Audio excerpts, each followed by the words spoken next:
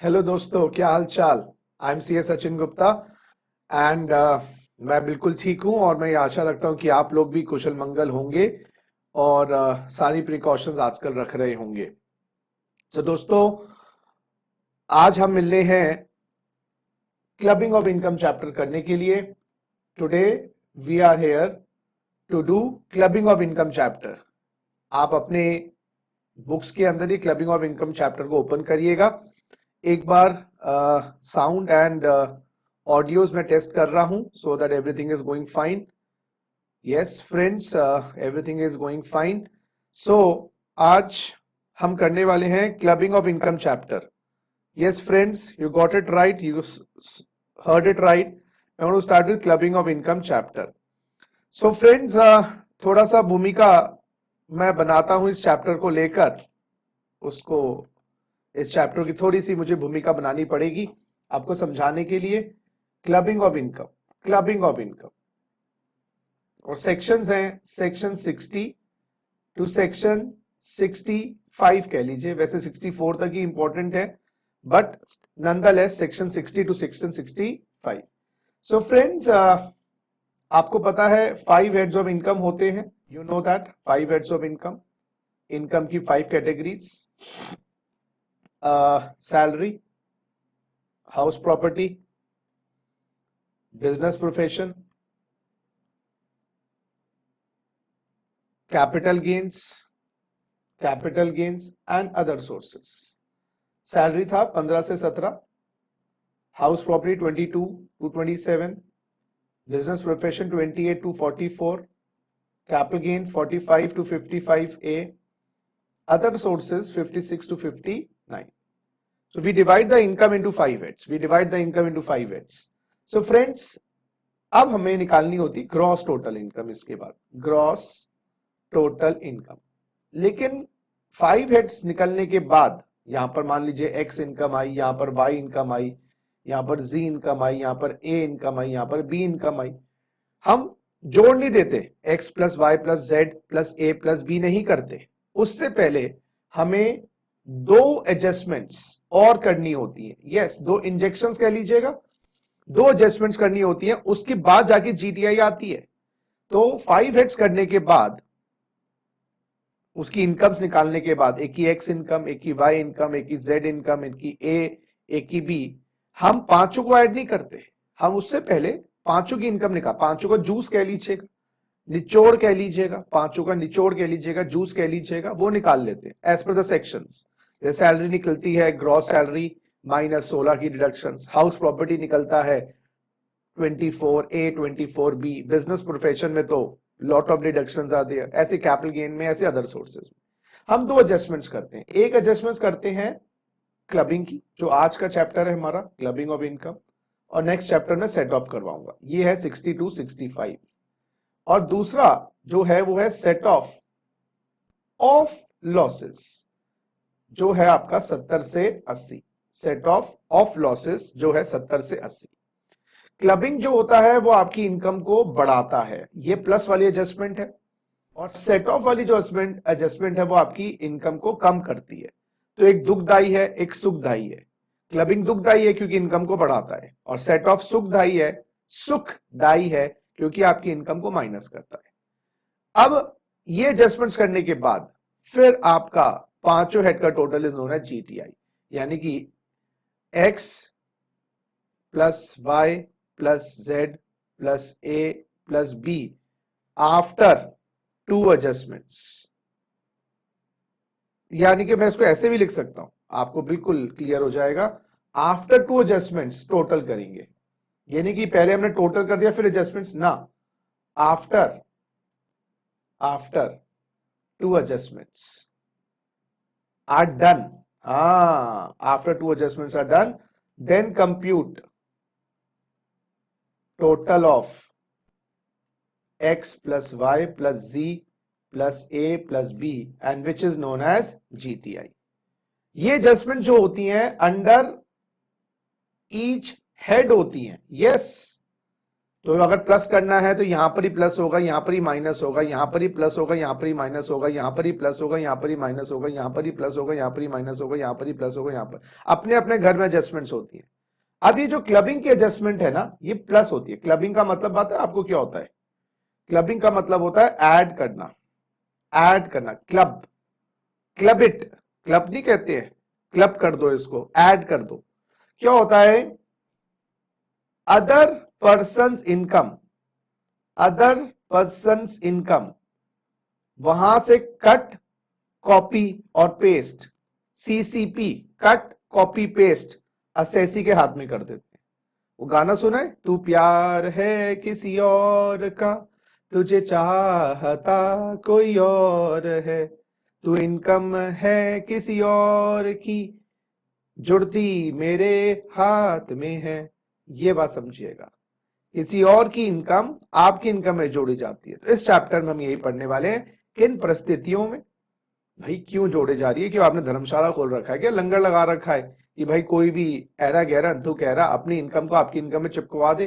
भाई आपकी इनकम में आप टैक्स देंगे, नहीं गवर्नमेंट कहते ना इनकम उसकी है, तू प्यार है किसी और का, तू इनकम है किसी और की, जुड़ेगी तुम्हारे हाथ में।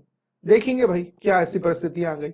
और जो सेट ऑफ है 70 से 80, सेट ऑफ है जो बाबा 70 से 80, वो तो आपको पता ही है, जब लॉसेज आ जाते हैं, एक्सपेंसेस ज्यादा हो जाते हैं, डिडक्शन ज्यादा हो जाती है।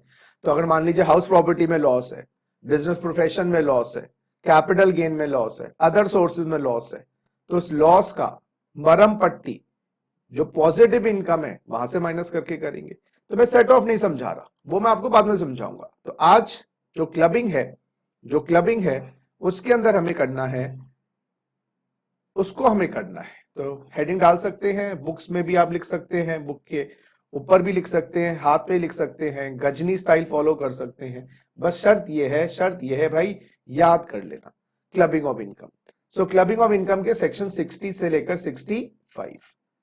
तो तू प्यार है किसी और का, तुझे देखता कोई चाहता कोई और है, तो इनकम है किसी और की, ऐड आपके हाथ में होती है। अभी सेक्शन 60 टू 65 में ना हम सेक्शन 60 टू सेक्शन 63 अलग करेंगे, सेक्शन 64 अलग करेंगे और सेक्शन 65 अलग करेंगे। अच्छा, होता क्या है, 60 टू 63 है general clubbing section, general clubbing section.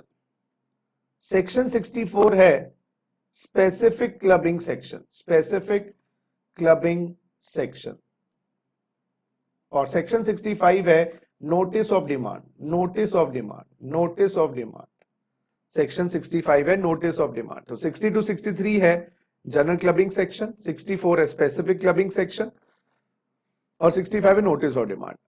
General clubbing section क्या मतलब, ये है जी वो ऐरा गहरा नत्थु खैरा जिसकी इनकम है मान लीजिए मिस्टर एक्स और आप हो मिस्टर वाई हमारे एसएससी। तो क्या होता है, सीसीपी हो रहा है, सीसीपी हो रहा है, कट कॉपी पेस्ट, इसकी इनकम आपके हाथ में जोड़ी जा रही है। इन दोनों के बीच में कोई रिलेशनशिप स्पेसिफाइड नहीं है 60 टू 63 में। तो 60 टू 63 में सर्कमस्टांसेस हैं, परिस्थितियां हैं, और जिसके अंदर एक जिसको इनकम आ रही है, दूसरा असेसी, उनके बीच में एनी रिलेशनशिप हो सकता है, मियां बीबी का हो, पति पत्नी, अच्छा मियां बीबी पति पत्नी एक ही बात हो गई भाई, एनी रिलेशनशिप, गर्लफ्रेंड बॉयफ्रेंड, वो तो तुम ज्यादा समझते हो, आजकल के नौजवान पीढ़ी हो, हमारा तो अब टाइम ये पेड़ के पीछे भागने वाला खत्म हो गया, पेड़ के आसपास भागने वाला, सॉरी। तो ये तो आप लोगों का टाइम है। तो गर्लफ्रेंड बॉयफ्रेंड हो, दोस्त हो, माँ बाप का रिलेशनशिप हो, एक्स और वाई, बाप बेटा है, माँ बेटी है, कोई भी रिलेशनशिप हो सकता है, इसलिए जनरल क्लबिंग कहा गया है। लेकिन ये जो स्पेसिफिक क्लबिंग सेक्शन है, स्पेसिफिक क्लबिंग सेक्शन में दो बंदों की इनकम, वही यहाँ पर एक्स है, मिस्टर वाई है, सीसीपी हो रहा है, इसकी इनकम कट कॉपी पेस्ट हो रही है इसके साथ, मिस्टर वाई के साथ, और इनके बीच में जो रिलेशनशिप है वो, अच्छा 64 में भी सर्कमस्टांसेस हैं, 64 में भी सर्कमस्टांसेस हैं, और उन सर्कमस्टांसेस में जहां क्लबिंग हो रही है या रिलेशनशिप डिफाइंड है, हाँ उसी रिलेशनशिप है तो फिर 64 लगेगा, रिलेशनशिप डिफाइंड। तो रिलेशनशिप नहीं है 64 में तो 64 नहीं लगेगा। और 60 263 में जनरल क्लबिंग, जनरल इसलिए कह रहा हूं कोई भी हो सकता है उसके अंदर, रिलेशनशिप डिफाइन नहीं है, लेकिन स्पेसिफिक में बाबा, स्पेसिफिक में रिलेशनशिप डिफाइंड है। तो मैं आज सेक्शन 60, ये तो 5 मिनट का काम है बेटा, ये 5 मिनट का काम है, ये 2 मिनट का काम है तो सारा का सारा जो टाइम लगेगा ना, 2 क्लास लग जाएंगे इसके अंदर, आज की और नेक्स्ट क्लास। आज 64 स्टार्ट करेंगे, इसमें सारा टाइम जो खपेगा, जो लगेगा, यूटिलाइज होगा, वो सेक्शन 64 में लगेगा। तो हेडिंग डालेंगे हम सेक्शन 64 स्पेसिफिक क्लबिंग सेक्शन। आ जाइए अब section 64 specific clubbing section, section 64 specific clubbing section, ठीक है। हाँ जी, अब सेक्शन 64 के अंदर बहुत सारे सर्कमस्टांसेस है। ये है specific clubbing section, specific clubbing section, इसके अंदर सर्कमस्टांसेस हैं, परिस्थितियां हैं, और वो सर्कमस्टांसेस लगभग 6 या 7 सर्कमस्टांसेस हैं। जरा देख ले कौन कौन से हैं, कौन कौन से ऐसे सर्कमस्टांसेस हैं जहां पर हम क्लबिंग कर रहे हैं। 64 subsection 1 clause 2 clubbing of spouse remuneration, clubbing of spouse remuneration. Section 64 1 4 asset transfer to spouse. देखो रिलेशनशिप आना स्टार्ट हो गया ना। I know you know what is spouse, maybe you might also be having spouse if you are lucky enough. Asset transferred to son's wife, section 64 1 7 indirect, या indirect की जगह मैं बोलूंगा asset transfer to person oblique AOP for benefit of spouse, asset transfer to person oblique AOP। कोई भी query हो आप chat box में डाल दीजिएगा, मैं देख लूंगा। हाँ जी, next section 64 1 8 asset transfer to person oblique AOP for benefit of son's wife, for benefit of son's wife. Next section 64 1A clubbing of minor income। ये परिस्थितियां, देखो माइनर आ गया, माइनर इनकम, तो कोई ना कोई रिलेशनशिप तो है। And last but not the least section 64 subsection 2 asset transfer to HUF। ये परिस्थितियां हैं जी। तो मेरे हिसाब से कितनी परिस्थितियां हो गई, 1 2 3 4 5 6 7 7 केसेस हैं जहां पर क्लबिंग होती है, जहां पर क्लबिंग होती है सेक्शन 64 में। अब देखो हर जगह रिलेशनशिप है, यहां पर स्पाउस है, स्पाउस है, स्पाउस यहां सन्स वाइफ है, यहां पर अगेन स्पाउस है, यहां पर सन्स वाइफ है, यहां माइनर है, अपना माइनर भाई पड़ोसी का क्या करेगा, ये आपकी HUF है। तो रिलेशनशिप है, स्पाउस का हो, सन्स वाइफ का हो, माइनर पेरेंट्स का हो, या HUF या मेंबर का हो, रिलेशनशिप है, ठीक है। अब मैं आ रहा हूं सबसे पहले वाले केस पे। आप लोगों ने कॉपी कर लिया हो तो प्लीज बताइएगा।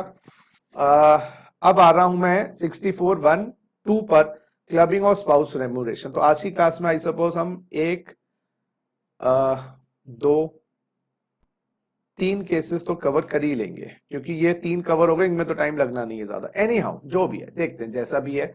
चलिए बच्चों, सो पहला केस कर रहे हैं जी 64 1 2 क्लबिंग ऑफ स्पाउस रेम्यूनरेशन। तो क्लबिंग का मतलब कट कॉपी पेस्ट स्पाउस की रेम्यूनरेशन। चलिए पहला केस कर रहे हैं 64 1 2 का। तो स्पेसिफिक क्लबिंग, तो हमने आज क्या शुरू किया है, क्लबिंग 5 हेड्स का इनकम निकालने के बाद पहला इंजेक्शन क्लबिंग का होता है, दूसरा इंजेक्शन सेट ऑफ का होता है। ये इंजेक्शंस GTI में नहीं लगाने, घर में जाके लगाने हैं, या तो सैलरी में क्लबिंग करेंगे, या हाउस प्रॉपर्टी में क्लबिंग करेंगे, या बिजनेस प्रोफेशन में क्लबिंग करेंगे। और फिर उसके बाद दूसरा इंजेक्शन जो सेट ऑफ लॉसेज होता है वो भी घर जाके लगाना है, बाहर सोसाइटी में नहीं लगाना, जीटीआई में नहीं लगाना। ये इंजेक्शन लगाने के बाद जो पांचों का गठ जोड़ है उसको जीटीआई कहते हैं। आइए जी 6412, तो मैं पहला सेक्शन जो है थ्योरी नहीं लिखवा रहा, पहले समझा रहा हूं। थ्योरी आपको बुक में लिखी हुई है, सेक्शन 6412। हाँ जी, सेक्शन 6412, क्लबिंग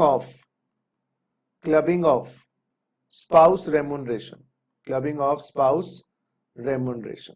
इसको समझाने के लिए मैं एक एग्जांपल ले रहा हूं, और ये एग्जांपल है जी रामलाल का। ये एग्जांपल है जी रामलाल का। रामलाल लाजपत नगर में उसका एक शॉप है, सैंडल्स बेचता है, जूते भी।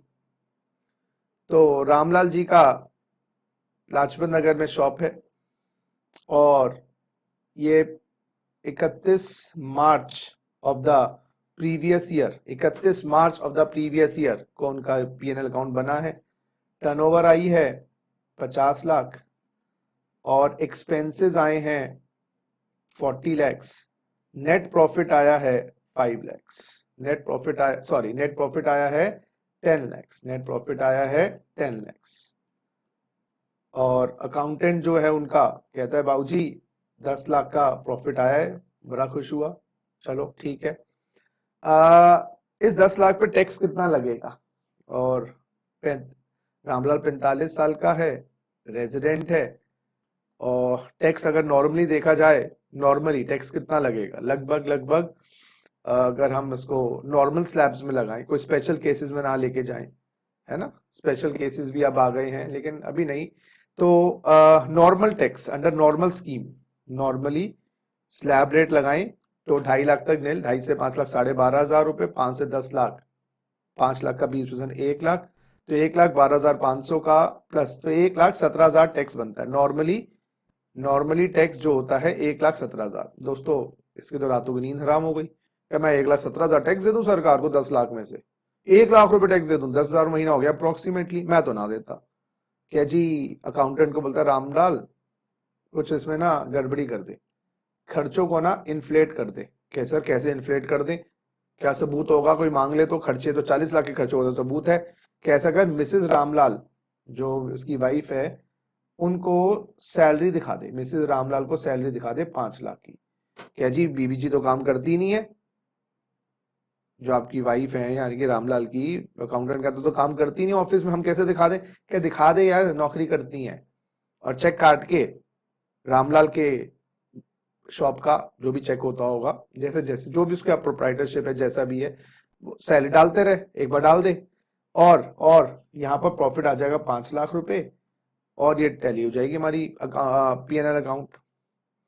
सर अब आपका जब 5 लाख का अमाउंट आ जाएगा, अब न्यू टैक्स कितना बनेगा? 5 लाख पे टैक्स 0, 5 लाख पे टैक्स तो बनता ही नहीं। 87A की रिबेट भी ले ले तो, नॉर्मली बता रहा हूं ना, नॉर्मली हम यही करते हैं। तो 87A की रिबेट ले भी लें तो 0।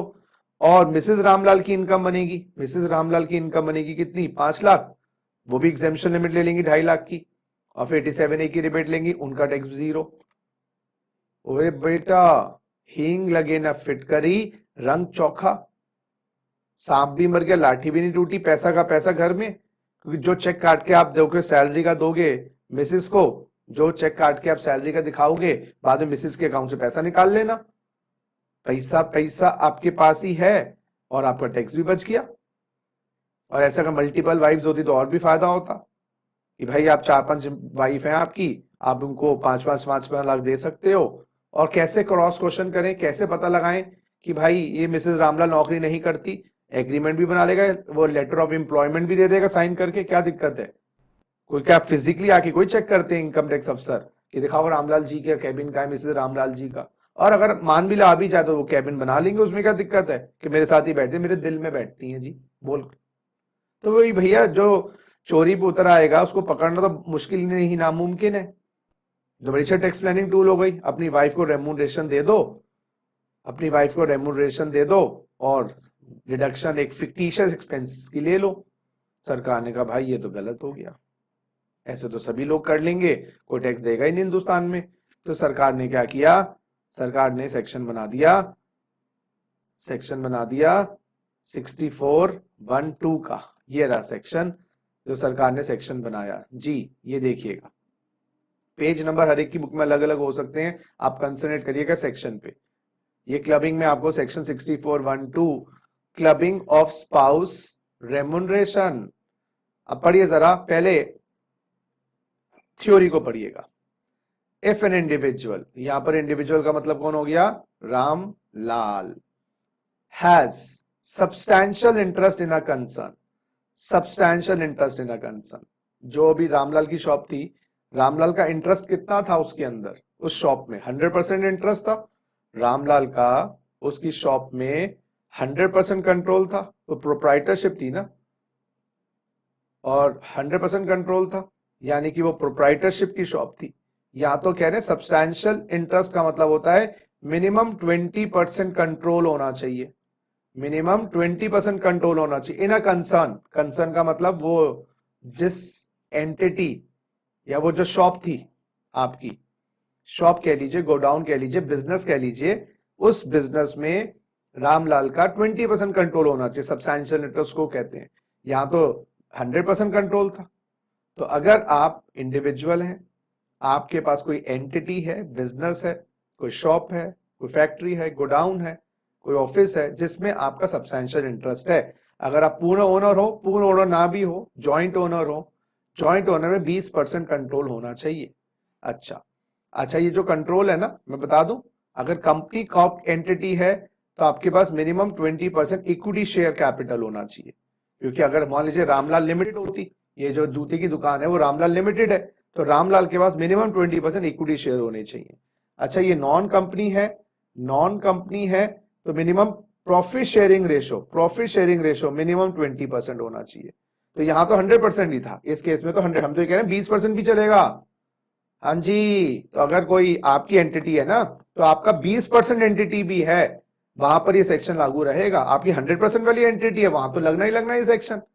सो अगर कोई इंडिविजुअल का मिनिमम 20% कंट्रोल का मतलब holding of 20% equity share capital या minimum 20% profit sharing ratio, then salary, हाँ, फीस, कमीशन और रेमुनरेशन, सैलरी, फीस, कमीशन और रेमुनरेशन, सारी सैलरी हो, कमीशन कह लो। अब बाबूजी नहीं, वो मिसेस रामलाल को सैलरी ना देके फीस के नाम से दे दो।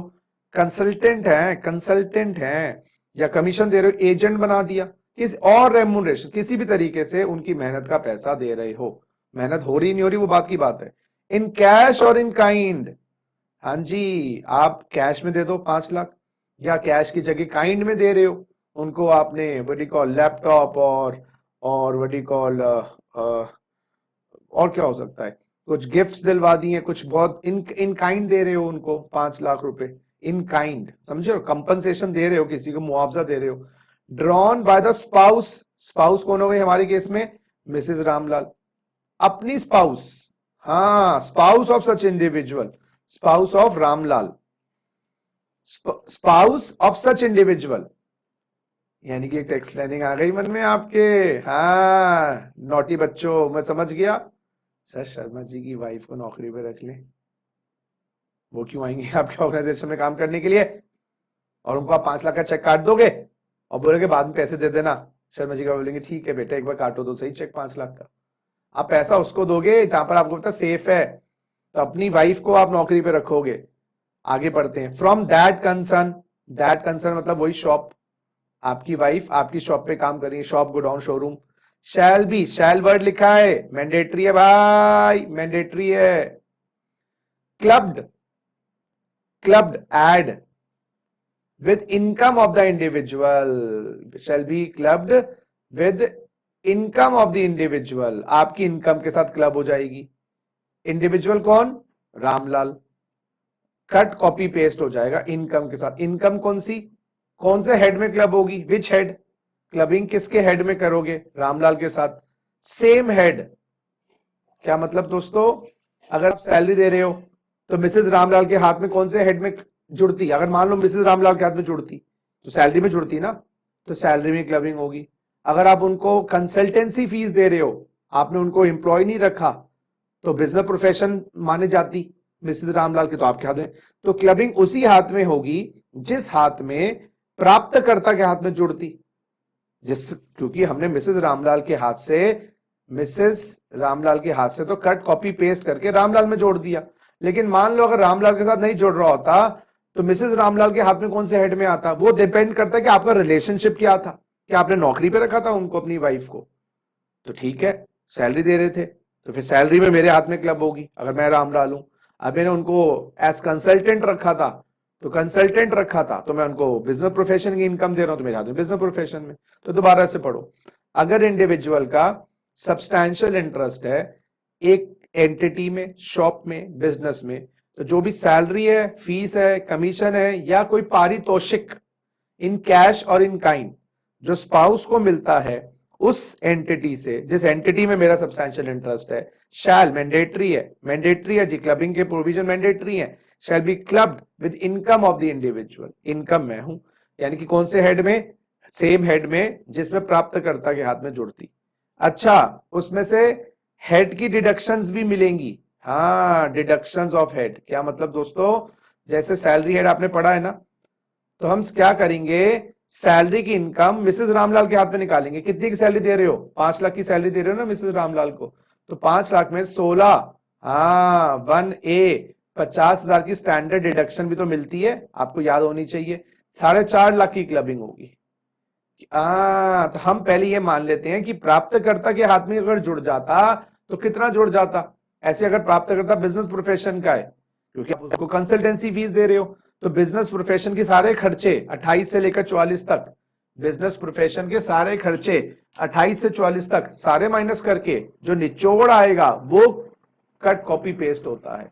अच्छा, तो क्लबिंग में जिसके साथ क्लबिंग होनी है, पहले तो देखते हैं कि इनकम किसको मिल रही है। इनकम मिल रही है यहां पर मिसेस रामलाल को। फिर देखते हैं कि उनके हाथ में कौन से हेड में जुड़ती, कैचू उनके हाथ में तो जुड़ती सैलरी में। फिर हम सैलरी के खर्चे सारे मिसेस रामलाल को जो मिलते, अगर वो इनकम मिसेस रामलाल के हाथ में जुड़ती, वो सारे माइनस कर लेते हैं, और वहां से नेट अमाउंट जो निकल के आएगा, टैक्सेबल सैलरी जो निकल के आएगी, कट कॉपी पेस्ट। अगर मिसेस रामलाल पार्ट टाइम पे कहीं और काम कर रही हैं, वो सैलरी क्लब नहीं होगी, आपकी सैलरी मिसेस रामलाल की वही क्लब होगी जो मेरी एंटिटी से वो ड्रॉ कर रही है।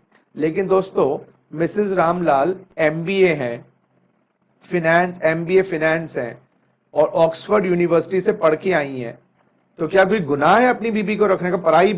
पराई औरतों को आप नौकरी करके दे सकते हो, तो आपकी वाइफ कहेगी भाई मैं पढ़ी लिखी हूं, मैं क्या अपने पति के बिजनेस में कंट्रीब्यूट नहीं कर सकती? या उल्टा केस ले लो, वाइफ का बिजनेस है, हस्बैंड कंट्रीब्यूट नहीं करी, गुनाह हो गया क्या? पराई लेडीज को आप नौकरी पर रख सकते हो। Can't you keep your wife as employ? Government ने कहा रख सकते हो, लेकिन हमें यही देखना है, अगर सुनिए, अगर आपकी स्पाउस जो है उनके पास टेक्निकल और प्रोफेशनल क्वालिफिकेशंस हैं, अगर आपकी वाइफ के पास, सुनिएगा पढ़िएगा ना, देख क्या रहे हैं, पढ़ो इसको, पॉइंट नंबर 2 को।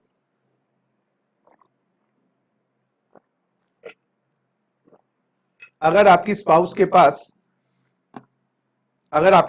पास टेक्निकल और प्रोफेशनल क्वालिफिकेशंस हैं या एक्सपीरियंस है, हाँ जी, अगर आपकी स्पाउस के पास टेक्निकल और प्रोफेशनल क्वालिफिकेशंस है, क्वालिफिकेशन का मतलब डिग्री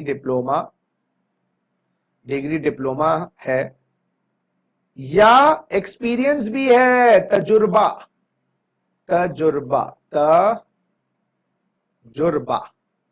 तो भाई या तो उनके पास डिग्री एमबीए है, कोई सीए है, डॉक्टर है, सीएस है, सीएमए है, कोई डिग्री तो हो, इंजीनियरिंग की डिग्री है। एंड सुनिएगा, लेकिन आपने उनको ऑफिस में रखा है एज एचआर मैनेजर रामलाल दुकान में, लेकिन वो डॉक्टर है, एमबीबीएस डॉक्टर है, आपकी होम्योपैथी डॉक्टर है, होम्योपैथी की डॉक्टर है आपकी वाइफ, तो क्वालिफिकेशन तो है, लेकिन वो क्वालिफिकेशन एचआर मैनेजर के लिए जस्टिफाइड नहीं है।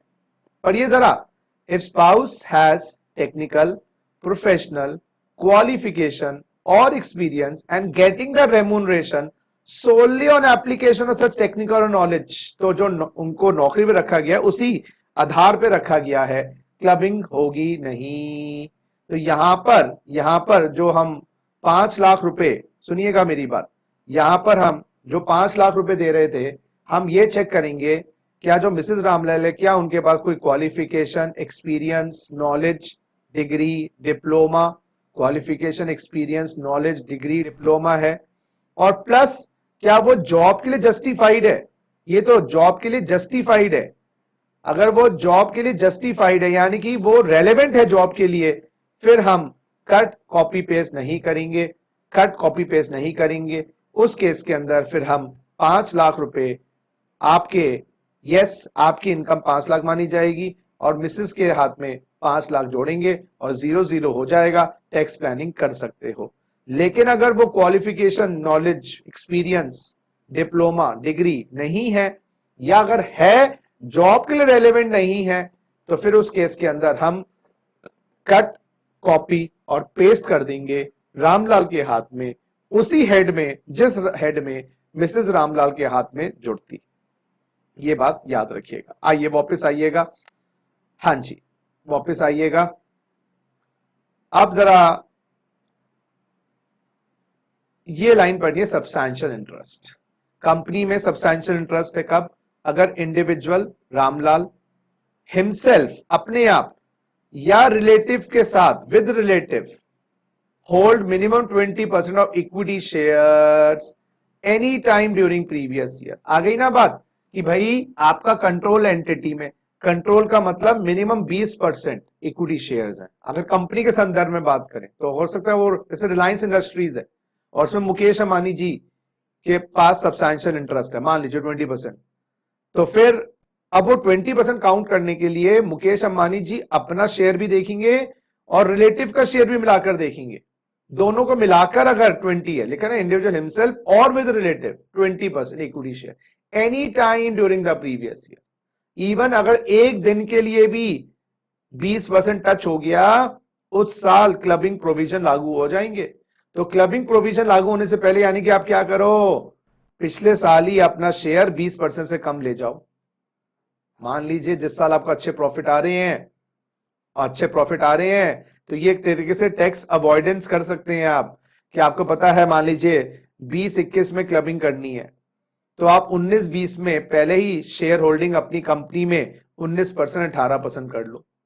हाँ इस साल तो क्लबिंग होगी क्योंकि इस साल 20 थी, आपने 19 भी करी होगी तो टच तो हो गया 20-21 में आप क्लबिंग फिर नहीं होगी, बात समझो। और अदर कंसर्न है तो अगर इंडिविजुअल अपने आप या रिलेटिव को मिलाकर 20% प्रॉफिट्स, वो आगे ना पीएसआर, प्रॉफिट शेयरिंग रेशो। अरे रिलेटिव कौन है? रिलेटिव में हस्बैंड, वाइफ, भाई, बहन, असेंडेंट्स और डिसेंडेंट्स। बड़ी किचड़ पिचड़ हो गई, एक सेकेंड बच्चों देखिएगा जरा। रिलेटिव के अंदर आएंगे husband wife brother sister, husband wife brother sister, linear ascendant और डिसेंडेंट। बेटा असेंडेंट और डिसेंडेंट का मतलब होता है पूर्वज और वंशज। असेंडेंट्स का मतलब होता है पूर्वज, यानी कि वो उनको पूर्वज बना दो, भाई माता पिता, दादा दादी, नाना नानी, पूर्वज। एक सेकेंड भैया, हिंदी भी भूल गए हम लोग लिखना ना, तो दिक्कत ये हो जाती है। तो असेंडेंट्स का मतलब होता है भाई पूर्वज।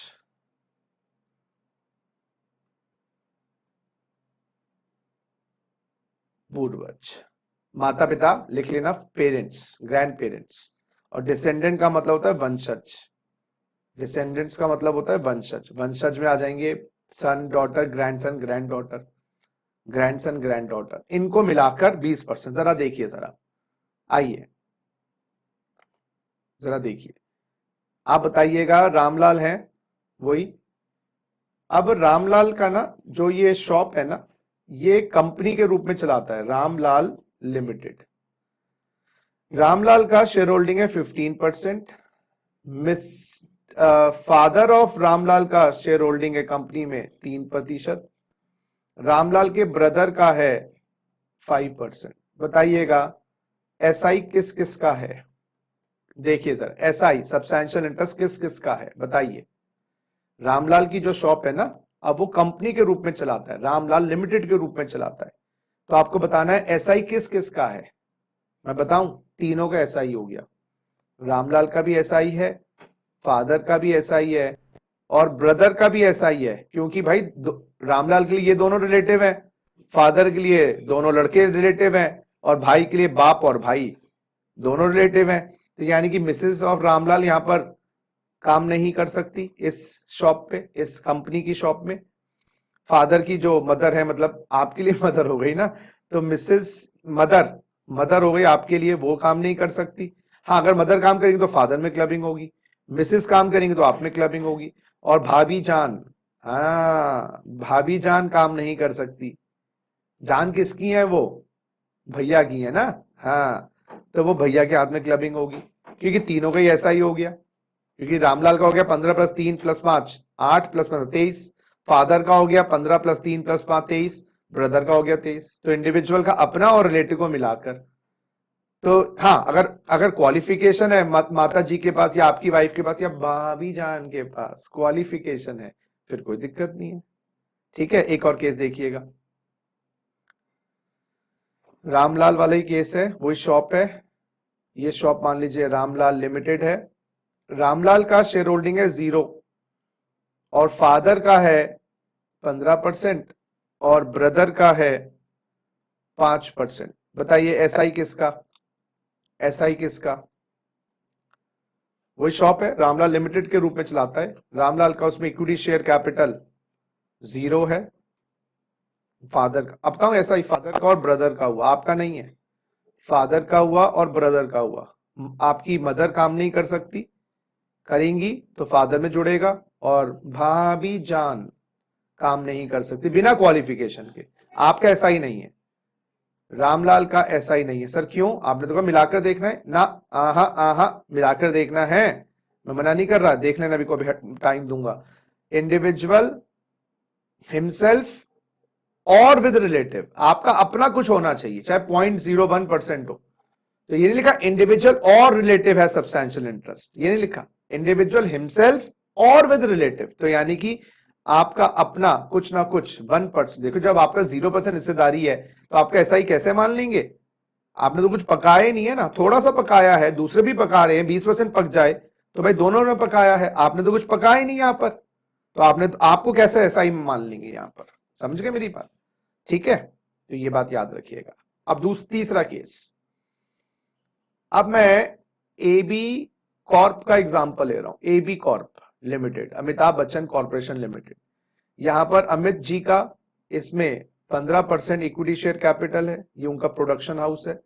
और जया आंटी का इसके अंदर 10% इक्विटी शेयर कैपिटल है। तो मेरा क्वेश्चन ये है, किसका एसआई है? मेरा क्वेश्चन ये है, किसका एसआई है? मेरा क्वेश्चन ये है भाई, किसका एसआई है? एसआई मीन सब्सटैंशियल इंटरेस्ट मेरे हिसाब से दोनों का ही है, अमित जी का भी है और जया आंटी का भी है। कैसे? क्योंकि रिलेटिव में हस्बैंड वाइफ भी तो आते हैं, हस्बैंड वाइफ, ब्रदर सिस्टर, लीन असेंडेंट, लीन डिसेंडेंट। अब मुद्दा ये आता है, अमित जी को सैलरी मिल रही है एबी कॉर्प से, सैलरी फ्रॉम एबी कॉर्प कितनी मिल रही है? 10 लाख। और जया आंटी को सैलरी मिल रही है एबी कॉर्प से, salary from AB corp, Jaya aunty को मिल रही है 15 लाख की। अच्छा, अपनी अपनी इनकम, अदर इनकम्स भी जो अपने आप वो कमाते हैं, 20 लाख की अमित जी की है, और अदर इनकम 5 लाख की जया जी की है। क्वेश्चन ये उठता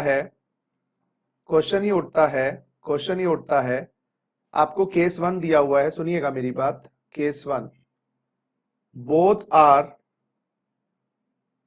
प्रोफेशनली क्वालिफाइड, यानी कि उनको जो नौकरी कर रहे हैं ना, दोनों सब्सटैंशियल दोनों का है, दोनों प्रोफेशनली क्वालिफाइड है, तो क्या क्लबिंग होगी? ये क्वेश्चन है। पहले आप क्वेश्चन समझ लो भैया। अमिताभ बच्चन जी, जया जी, एबी कॉर्प में 15% अमित जी का है, और 10% जया जी का है। सैलरी मिल रही है अमित जी को 10 लाख रुपए एबी कॉर्प से, और जया जी को मिल रही है 15 लाख। और अदर इनकम उनकी अपनी अदर इनकम्स 20 लाख और 5 लाख है। क्वेश्चन ये उठता है कि भाई क्लबिंग होगी क्या? दोनों भाई, दोनों का ऐसा ही तो है, इसमें तो कोई दो राय नहीं है, बहुत प्रोफेशनली क्वालिफाइड हैं, दोनों को पढ़ाई लिखाई भी है, तो फिर भाई इसमें कोई क्लबिंग नहीं होगी भाई, तो नो क्लबिंग। तो यानी कि अमित जी की इनकम कितनी होगी इसमें? अमित जी की इनकम होगी 10 + 20 30 लाख टोटल इनकम, और जया आंटी की टोटल इनकम होगी 20 लाख। और यहां पर हम लिखेंगे आंसर नो क्लबिंग, क्योंकि दोनों अपने अपने बलबूते पैसा कमा रहे हैं, कोई गुनाह नहीं है।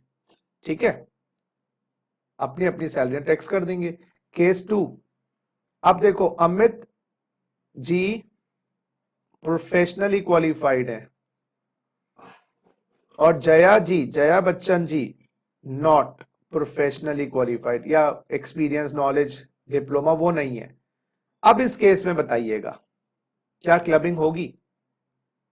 इस केस में क्या क्लबिंग होगी? यस होगी। इस केस में जया जी की अमाउंट अमित जी के हाथ में कट कॉपी पेस्ट होगा। इस केस में जया जी का अमाउंट अमित जी के हाथ में कट कॉपी पेस्ट होगा। क्यों होगा?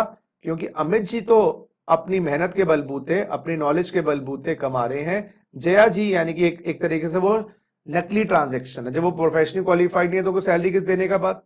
तो फिर अमित जी की इनकम कितनी हुई यहां पर अमित जी की इनकम होगी और जया जी की इनकम होगी। तो अमित जी की इनकम कितनी होगी भाई? अपने आप कमा रहे हैं अमित जी 10 लाख और अदर इनकम 20 लाख। जया जी की सैलरी की ये क्लबिंग करोगे? ये क्लबिंग नहीं होगी, क्योंकि ये उस एंटिटी से नहीं आ रही जिसमें अमित जी का सब्सटैंशियल इंटरेस्ट है। तो 15 लाख क्लब होंगे अमित जी के साथ। तो अमित जी की जो सैलरी है, अच्छा ये याद रखिएगा, ये मैं टैक्सेबल सैलरी ले रहा हूं। हाँ, ये मैं टैक्सेबल सैलरी ले रहा हूं। स्टैंडर्ड डिडक्शन सब माइनस हो चुके, नहीं तो वो सब लेनी पड़ेंगी भाई। हाँ, अगर ग्रॉस सैलरी वर्ड लिखा होता है 50,000 की डिडक्शंस होती हैं, तो मैं ये टैक्सेबल सैलरी लेके चल रहा हूं। तो आपकी अमित जी की टैक्सेबल सैलरी हो जाएगी 25 और 20। देखिएगा जी, अमित जी की सैलरी होगी 10 लाख प्लस 15 लाख 25 लाख, और उनकी other income 20 lakh. Other income 20 lakh है ना भाई, जरा देख लें। हाँ, तो 10 और 15 और 20, 10 और 15 और 20 है ना, ये हमने क्लब कर दिया। ये वाला अमाउंट जो है ना भाई, ये जया जी का क्लब किया है 45 लाख। और जया जी की अपनी अदर इनकम तो 5 लाख रुपए है, तो टोटल इनकम यहां पर 45, यहां पर टोटल इनकम 5 लाख। क्लबिंग हो गई जी। बात समझ आई? देखो कोई मुश्किल काम नहीं है, और नहीं समझ आया तो प्लीज आप मैसेज डाल दीजिएगा चैट बॉक्स में, मैं रिपीट कर दूंगा। आप नहीं डालेंगे मैसेज तो मैं समझ लूंगा कि आप लोग इंटेलिजेंट बन गए हो। Case 3, Amit ji not professionally qualified, और Jaya ji professionally qualified for the job. तो अब लाजमी है कि अमित जी का अमाउंट जया जी के हाथ में जुड़ेगा। तो अमित जी का जो सैलरी है कट कॉपी पेस्ट जया जी के हाथ में, है ना। तो इस केस में अमित जी की इनकम कितनी, सैलरी वाली तो नील हो जाएगी क्योंकि वो जया जी के हाथ में जुड़ जाएगी। तो जया जी की अपनी इनकम थी 15 लाख प्लस 10 लाख, ये क्लबिंग हो गई, 25 लाख पहुंच गए जया जी के हाथ में, है ना। अपनी सैलरी तो है ही, क्लबिंग भी हो गई। 20 लाख रुपए अदर इनकम है, यहां पर अदर इनकम है भाई 5 लाख। तो अब जया जी की इनकम हो गई, टोटल इनकम अमित जी की टोटल इनकम हो गई 20 लाख और जया जी की टोटल इनकम हो गई 30 लाख, क्योंकि अब क्लबिंग जया जी के हाथ में होगी, क्योंकि अमित जी को हम मानेंगे नकली में सैलरी दी गई है, तो जया जी के हाथ में जोड़ेंगे।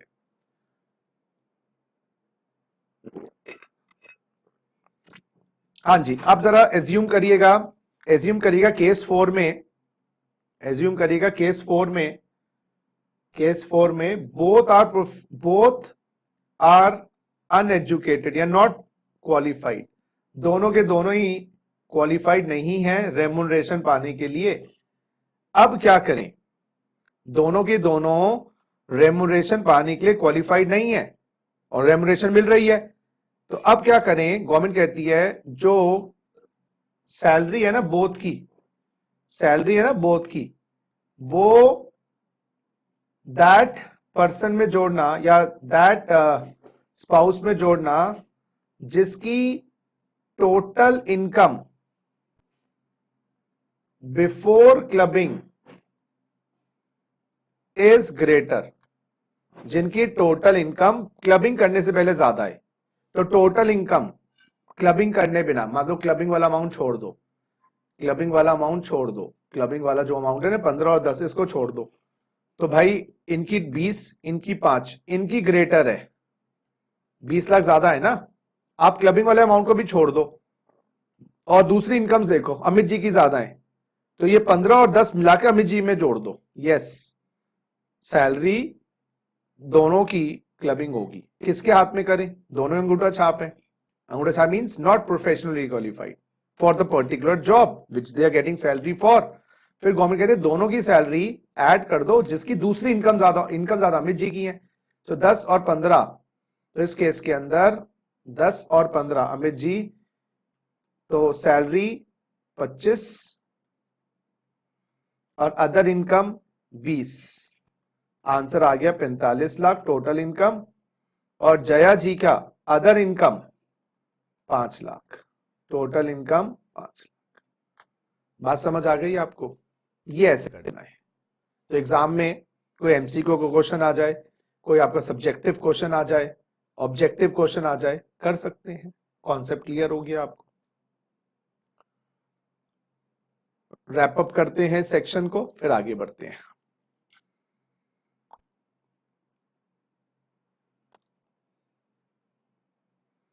हाँ जी, लेट्स प्रोसीड नाउ। ये क्लियर है आप लोगों को ना? चलिए जरा देख लीजिएगा इसको। लॉजिकल बातें देखो, अगर लॉजिक समझ जाते हो ना तो टेक्स्ट बहुत इजी हो जाता है। आइए जी, और ये देखो, अब देखो हमारा लास्ट केस है, सुनो मेरी बात, लास्ट केस है। लास्ट केस मीन जो अभी हमने किया, इसमें ये हमारा प्रीवियस ईयर था जिसमें हमने अमित जी के हाथ में जोड़ दिया 25 लाख दोनों की सैलरी। मेरा क्वेश्चन ये है, नेक्स्ट प्रीवियस ईयर क्या होगा? मान लो फिर सेम है, नेक्स्ट प्रीवियस ईयर क्या होगा? और फिर दोनों वही है, नॉट प्रोफेशनली क्वालिफाइड। अब हर साल बाय डिफॉल्ट अमित जी के हाथ में ही क्लबिंग होती रहेगी, हर साल वो अदर इनकम ग्रेटर नहीं देखनी। तो एक बार क्लबिंग जब बोथ का सब्सटैंशियल इंटरेस्ट है अमित जी के हाथ में जोड़ दिया, ये फर्स्ट ईयर जोड़ी गई है, तो अब सेकेंड ईयर थर्ड ईयर से भी by default both salary Amit ji के हाथ में ही जोड़ी जाएगी। तो बार बार वो ग्रेटर लेसर नहीं देखते, एक बार जिसकी ज्यादा इनकम थी दोनों में से क्लबिंग उसके हाथ में कर दी। अब आगे जब तक ITO income tax officer change ना करे, जब तक इनकम टैक्स ऑफिसर चेंज ना करे, आप अमित जी के हाथ में ही क्लबिंग करते आएंगे। तो एग्जाम में क्वेश्चन आ सकता है, last year other income Amitabh ji की ज्यादा थी और अमित जी के हाथ में क्लबिंग हो गई दोनों की सैलरी, क्योंकि दोनों प्रोफेशनल क्वालिफाइड नहीं थे। इस साल जया जी की इनकम ज्यादा है, आप जया जी में नहीं जोड़ेंगे क्योंकि लास्ट ईयर का डेटा दिया हुआ है। तो एक बार दोनों की सैलरी जिसके हाथ में जुड़ गई अगले साल उसी के हाथ में जुड़ेगी, चाहे उसकी अदर इनकम अगले साल कम भी हो, क्योंकि बार बार ये पिंकी पोंकी का खेल गवर्नमेंट नहीं खेलना चाहती, कभी इसमें जोड़ें कभी उसमें जोड़ें। गवर्नमेंट कहती है एक बार जिसकी अदर इनकम ज्यादा थी, यहां पर अदर इनकम इनकी ज्यादा थी, इसमें जोड़ दी फर्स्ट ईयर पहली बार, तो अब second year onward third year onwards भी अमित जी में जोड़ा जाएगा। जब तक हमें लगे कंसिस्टेंट बेसिस पे जया जी की इनकम ज्यादा आने लग गई अदर वाली, तो फिर आईटीओ का रेगा चेंज कर देगा। तो ये बात आपकी यहां लिखी हुई है, once income is clubbed with either spouse, next year income shall be clubbed with that spouse unless AO is satisfied it is not necessary to do so। तो अगर AO को लगता है ऐसा नहीं करना चाहिए क्योंकि अब जया जी की अदर इनकम ज्यादा हो गई, चेंज कर लेगा भाई। अच्छा, इनकम जो क्लब होती है वो सेम हेड में क्लब होती है, और देखो income taxable under the head salary, अगर आप उनको सैलरी इनकम दे रहे थे तो टैक्सेबल का मतलब है after giving deductions of salary।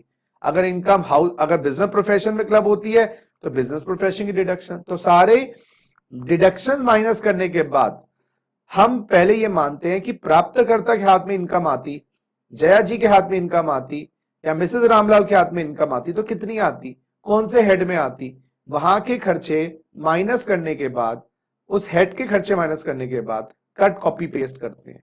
तो cut copy paste net amount करते हैं, ना कि ग्रॉस अमाउंट करते हैं। Cut copy paste net amount करते हैं, ना कि ग्रॉस अमाउंट करते हैं। Cut copy paste net amount करते हैं, ना कि ग्रॉस अमाउंट। और नेट अमाउंट का मतलब उस हेड के खर्चे लेने के बाद। आइए जी, दूसरा section, last section of the day, 6414, income from asset transfer to spouse. आइए जरा इसको मैं आपको समझाता हूं with the help of illustration first, फिर थ्योरी पढ़ेंगे। तो हेडिंग डालिएगा section 6414, asset transferred to spouse. Asset transfer to spouse, अरा जरा समझेंगे ये क्या चीज है। अरे इसमें विराट कोहली, अनुष्का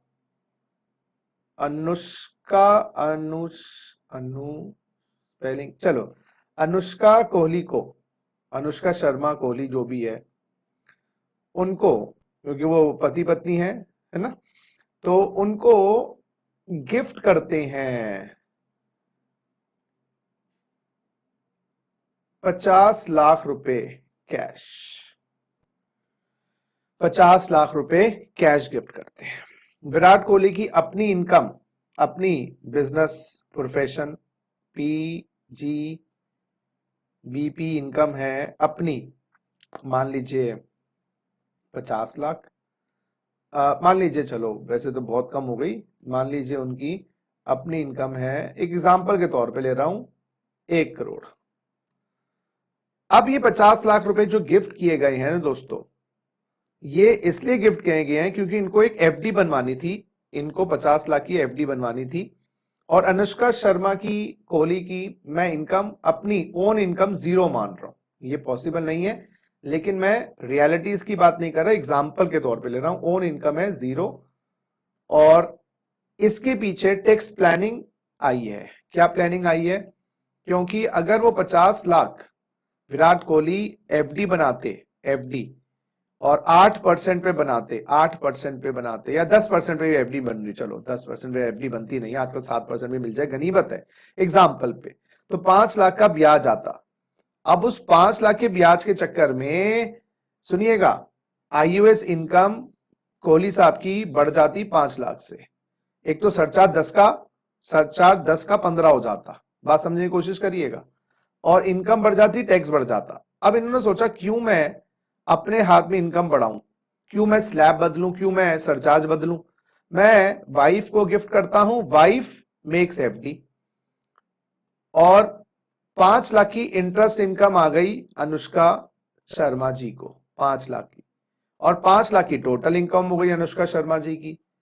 और 5 लाख पे कोई टैक्स होता नहीं, नॉर्मली आपको मैंने पहले बता दिया है, 5 लाख पे कोई टैक्स होता नहीं, हो गई टैक्स प्लानिंग। पैसा भी गिफ्ट किया घर में, और पैसा का पैसा घर में है, और टैक्स प्लानिंग हो गई। तो गवर्नमेंट ने कहा दिल दे दो, जान दे दो, फूल दे दो, चॉकलेट दे दो, एसेट गिफ्ट मत कर देना स्पाउस को गलती से भी। अगर आपने एसेट गिफ्ट कर दी, एसेट गिफ्ट कर दी स्पाउस को, तो वो जो इनकम आ रही है वो यहां पर जुड़ेगी नहीं, वो कट कॉपी पेस्ट आप ही के हाथ में होगी, क्योंकि उन्होंने कमाया नहीं है, तो उनकी कमाई कैसे? ओए ओए होए, क्या लाइन है, उन्होंने कमाया नहीं है तो उनकी कमाई कैसे? तो अगर आप अपनी एसेट गिफ्ट करते हो, अपनी सेल्फ एक्वायर्ड एसेट अपनी स्पाउस को गिफ्ट करते हो, तो उससे जो इनकम आ रही है वो आपके हाथ में ही जोड़ी जाएगी, वो उनकी मानी नहीं जाएगी। ये बात याद रखिएगा, क्योंकि उनकी कमाई नहीं है। क्या मैंने लाइन क्या बोली थी? बड़ी अच्छी बोली थी, उन्होंने कमाया नहीं है तो उनकी कमाई कैसे? बात समझ आई? आइए जरा 6414, इफ एन इंडिविजुअल, यहां पर इंडिविजुअल का मतलब कौन हो गया? Virat Kohli. Virat Kohli transfers any asset, यहां पर एनी एसेट में कैश था भैया, हमारा एग्जांपल था cash, other than house property. अगर मकान गिफ्ट किया होता तो याद रखो सेक्शन 27, सेक्शन 27 डीम्ड ओनर का लागू हो जाता। सेक्शन 27 डीम्ड ओनर, याद रखो, सेक्शन 27 डीम्ड ओनर। यस, अगर आप मकान गिफ्ट करते हो अपनी वाइफ को, अपने स्पाउस को, तो आप ही ओनर माने जाते हो।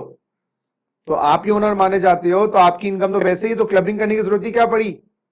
तो वो जो टैक्स प्लानिंग आप कर रहे थे कि मकान की रेंटल इनकम अनुष्का जी के हाथ में जुड़ जाए और टैक्स बचा लो, वो 27 सेक्शन ने ही पानी फेर दिया था सब पे। लेकिन मकान के अलावा ज्वेलरी है, डिवेंचर्स हैं, शेयर्स हैं, बॉन्ड्स हैं, कोई भी एसेट दे रहे हो, इनकम अर्निंग वाली एसेट, उस केस में 6414 पकड़ेगा। डायरेक्टली इनडायरेक्टली, सीधी तरीके से या टेढ़ी तरीके से, टू स्पाउस, स्पाउस का यहां पर मतलब हो गया Anushka. For inadequate consideration, inadequate consideration का मतलब होता है गिफ्ट या लेस कंसिडरेशन, गिफ्ट या less consideration, no consideration. Gift का मतलब होता है नो कंसिडरेशन, तो नो कंसिडरेशन या लेस। अब लेस, कितना लेस है ये तो फैक्ट से ही पता चलेगा, कितना लेस है, कितना लेस मोर है। 100 की चीज 80 भी लेस होती है, 100 की चीज 90 भी लेस होती है, 100 की चीज 0 तो लेस है ही। इनकम फ्रॉम सच एसेट, जैसे इंटरेस्ट आया था। अराइजिंग टू स्पाउस, स्पाउस का मतलब वही अनुष्का। शैल मैंडेटरी है बेटा, ऑप्शनल नहीं है, शैल वर्ड लिखा है, मे नहीं लिखा, mandatory. Clubbed with individuals, individual कौन, विराट। तो अगर कोई भी इंडिविजुअल अपने स्पाउस को गिफ्ट कर देता है या सस्ते में मकान के अलावा कोई एसेट देता है, तो उससे जो इनकम आ रही है, उससे जो इनकम आ रही है वो इंडिविजुअल के हाथ में क्लब हो जाती है। आइए जरा इसी बात को थोड़ा सा इलैबोरेट करेंगे और 6414 के स्पेशल केसेस देखेंगे, 6414 के स्पेशल केसेस देखेंगे, स्पेशल केसेस। यस, आइए जी। तो अगर विराट कोहली ने अनुष्का शर्मा को या अनुष्का कोहली को 50 लाख रुपए गिफ्ट किए और अनुष्का कोहली ने या शर्मा जो भी है यार, उसको एलमीरा में रखे हैं पैसे, एलमीरा में, आप बताइएगा क्लबिंग कितनी होगी। कैप्टन एलमीरा, एफडी नहीं बनाई, पिछले केस में एफडी बनाई थी, यहां पर उन्होंने एफडी नहीं बनाई, यहां पर उन्होंने एफडी नहीं बनाई है, अलमारी में रख दी है। बताइएगा दोस्तों, अलमारी में रख दिए जी। और दोस्तों बताइएगा, अलमारी में रख दिए हैं, एफडी नहीं बनाई, तो कितना अमाउंट आप क्लब करने वाले हैं। यस, कितना अमाउंट आप क्लब करने वाले हैं, प्लीज बताइएगा दोस्तों, कितना अमाउंट आप क्लब करने वाले हैं। एलमीरा में रखा है and she has not made any FD, amount has been kept in the एलमीरा and no FD has been made. Friends, इस केस में नो क्लबिंग, इस केस में फ्रेंड्स नो क्लबिंग। क्यों? क्योंकि चैप्टर का नाम है क्लबिंग ऑफ इनकम, चैप्टर का जो नाम है वो है क्लबिंग ऑफ इनकम, चैप्टर का नाम है क्लबिंग ऑफ इनकम, चैप्टर का जो नाम है ना बेटा क्लबिंग ऑफ इनकम है। यहां पर जब इनकम अराइज ही नहीं हो रही, no income is arising, no income is arising, जब इनकम अराइज ही नहीं हो रही है क्योंकि आपने कैश गिफ्ट किया है, अगर एफडी डाल देते तो इसकी इनकम आती। तो खाली कैश देना गलत नहीं है, उससे जो इनकम अराइज होगी उसकी क्लबिंग होती है। तो यहां पर जब इनकम अराइज नहीं हो रही है तो हम क्लबिंग भी नहीं करेंगे। तो एसेट गिफ्ट करना कोई टेंशन नहीं है, उससे इनकम अराइज होगी तो क्लबिंग होगी। तो इनकम आ ही नहीं रही है क्योंकि अलमीरा में रखा हुआ है। दूसरा केस, दूसरा केस देखिएगा, दूसरा केस देखिएगा। आपने, विराट ने शेयर्स गिफ्ट किए, विराट ने शेयर्स गिफ्ट किए अनुष्का को, विराट ने शेयर्स गिफ्ट किए अनुष्का कोहली को, शेयर्स पे अनुष्का को डिविडेंड मिला। अच्छा दोस्तों, कितना क्लबिंग होगा? डिविडेंड क्लबिंग नहीं होगा। क्यों? डिविडेंड इनकम जो होती है, डिविडेंड इनकम जो होती है वो एग्जेम्प्ट होती है, डिविडेंड जो इनकम होती है वो एग्जेम्प्ट होती है।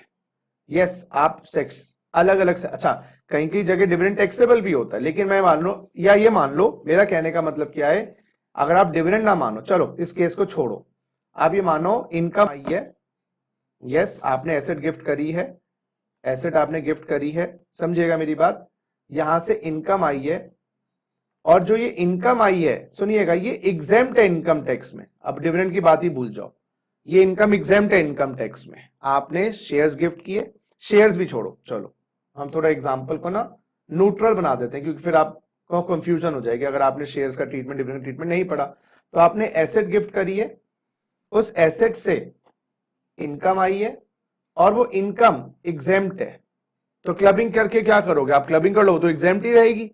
हाँ तो यहां पर भी नो क्लबिंग। तो इसलिए याद रखिएगा, अगर आप कोई एसेट गिफ्ट करते हो, अगर आप कोई एसेट गिफ्ट करते हो, एसेट गिफ्ट करते हो, उससे इनकम अच्छा इनकम ही नहीं आ रही, क्लबिंग नहीं होती। अगर इनकम आ रही है लेकिन वो इनकम एग्जेम्प्ट है, इनकम आ रही है लेकिन वो इनकम एग्जेम्प्ट है, फिर आपकी की कोई क्लबिंग नहीं होगी। तो इसलिए बहुत बात इंपॉर्टेंट है, अगर आप एसेट गिफ्ट करते हो, इनकम ही नहीं आती, क्लबिंग नहीं, और इनकम है लेकिन वो एग्जेम्प्ट है, फिर भी हम क्लबिंग नहीं करेंगे। आइए जी नेक्स्ट, तीसरी बात, तीसरी बात, तीसरी बात, आइए जरा समझिएगा तीसरी बात। अब विराट की भी शादी नहीं हुई अनुष्का के साथ, अभी उनकी वो गर्लफ्रेंड है, अनुष्का शर्मा उनकी गर्लफ्रेंड है। अब आप इनको एसेट गिफ्ट करते हो और फिर इनकी मैरिज हो गई और फिर अनुष्का शर्मा को इनकम आई, तो जब आपने गिफ्ट करी, she was your what you call, she was your क्या कहेंगे गर्लफ्रेंड, और फिर मैरिज हो गई, फिर इनकम आई, नो क्लबिंग। इस केस में भी नो क्लबिंग, क्योंकि जब आपने एसेट गिफ्ट करी, she was not your spouse. At the time of gifting the asset, at the time of gifting the asset, at the time of gifting the asset, she should be your spouse. At the time of gifting the asset, she or he should be your spouse. तो वो तो girlfriend थी, यहां पर कोई clubbing नहीं होगी। आइए दूसरा, चौथा एग्जाम्पल, चौथा एग्जाम्पल। अब आपको याद होगा ऋतिक रोशन का सुजैन रोशन के साथ डिवोर्स हो गया, डिवोर्स हो गया, और इस डिवोर्स के अंतर्गत एसेट सुजैन रोशन को दी गई, उस एसेट से उनको इनकम आई, उस एसेट से सुजैन रोशन को इनकम आई, उस एसेट से सुजैन रोशन को इनकम आई। अब मेरा क्वेश्चन ये है, क्या क्लबिंग होगी? नहीं, फिर क्लबिंग नहीं होगी, नो क्लबिंग। क्यों इनकम क्लबिंग नहीं होगी? क्यों? क्योंकि जब इनकम आई है, जब इनकम आई है, she is not your wife, not your wife. तो यानी कि रिलेशनशिप दोनों बिंदु पे होना चाहिए, जब एसेट गिफ्ट करी, जब एसेट गिफ्ट करी, सुनिएगा, उस बिंदु पे भी, और जब इनकम आई, जब इनकम अराइज हुई, उस बिंदु पर भी, दोनों बिंदु पे रिलेशनशिप होना चाहिए, याद रखिएगा। पिछले केस में क्या हुआ?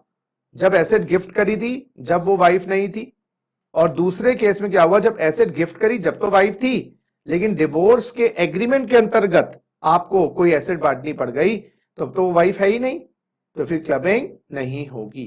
तो ये बात याद रखिएगा कि अगर आप डिवोर्स के टाइम पे कुछ एसेट गिफ्ट करते हो, उसमें क्लबिंग नहीं होती है, या अगर आप, सुनिएगा, या अगर आप अपनी गर्लफ्रेंड को या अपने what you call going around वाले पर्सन के साथ, जिसके साथ है, उसको करते तो क्लबिंग नहीं होती। आइए नेक्स्ट, बस हम एक दो पॉइंट और करेंगे और फिर हम सारा अपना काम तामझाम नेक्स्ट क्लास में करेंगे। हाँ जी, फिफ्थ केस जो है, फिफ्थ केस में आप कोई विराट कोहली हैं, आपने what you call cash gift किया अनुष्का शर्मा को, और उन्होंने उससे व्हाट यू कॉल ज्वेलरी खरीद ली, ज्वेलरी खरीद ली। बताइए कितनी clubbing? No clubbing, no clubbing, क्योंकि ज्वेलरी पे कोई इनकम कोई आ रही है, वो तो ज्वेलरी खरीदी है, रूप चेंज किया है। अब ज्वेलरी को उन्होंने सेल कर दिया, ज्वेलरी को सेल कर दिया, तो उसका कैपिटल गेन क्लब होगा। यस, ज्वेलरी को सेल कर दिया तो उसका जो कैपिटल गेन है वो क्लब होगा। ज्वेलरी को सेल कर दिया तो उसका कैपिटल गेन क्लब होगा। यस दोस्तों, ये बात याद रखिएगा, ज्वेलरी को सेल कर दिया तो कैपिटल गेन क्लब होगा।